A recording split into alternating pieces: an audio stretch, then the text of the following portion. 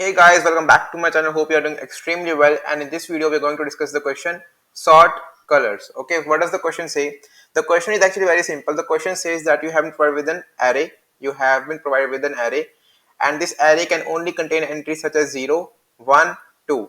0, 1, 2 are the only entries present in the array. Now you have to sort this array. So the array 2, 0, 2, 1, 1, 0 actually becomes, after sorting, 0, 0, 1, 1, 2, 2, as you can see is the output, right?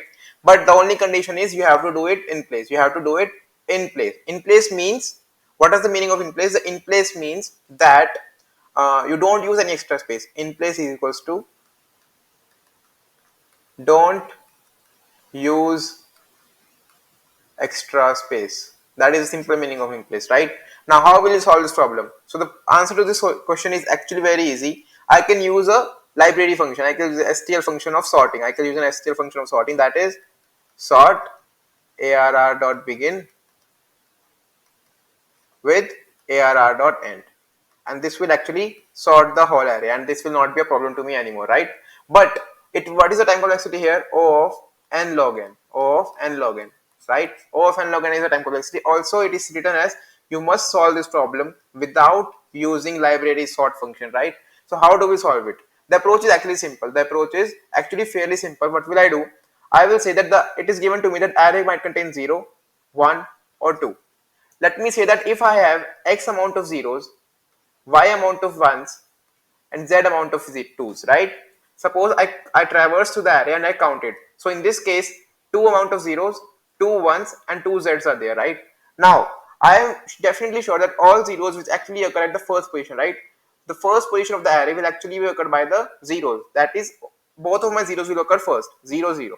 After that, 1 will occur, so 1, 1. After that, 2 will occur, so 2, 2. That is the only approach. I will say x0, then y1 followed by z2.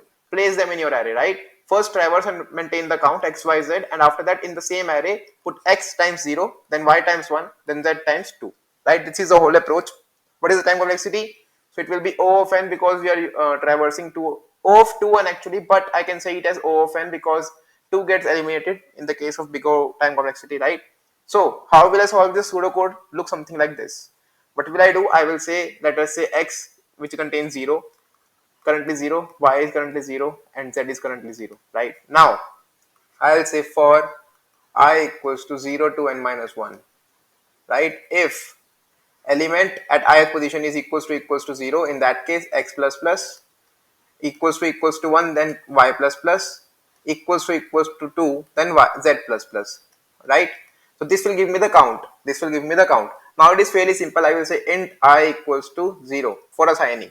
Now while my x is there, while my x is not turned 0, so I will say array of I equals to 0 and x minus minus, right? Also I plus plus, right? Because I have to move to the next index. Similarly, same for y and same for z, right? Same for y and 1, same for z and 2. I don't think that this needs much explanation. Let us move to the code right away. Alright, so here we are. Let us try to solve it. So I will say int x equals to 0, y equals to 1, and y equals to 0, sorry, and z equals to 0, right? The initial counts of 0, 1 and 2 respectively.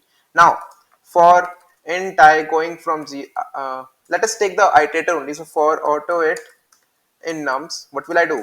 If it equals to 0, in that case x plus plus, else if my it can be 1, in that case y plus plus, and the else case, that is 2 is the element, right? 2 plus z plus plus, because it has been given that the array only contains 0, 1 and 2.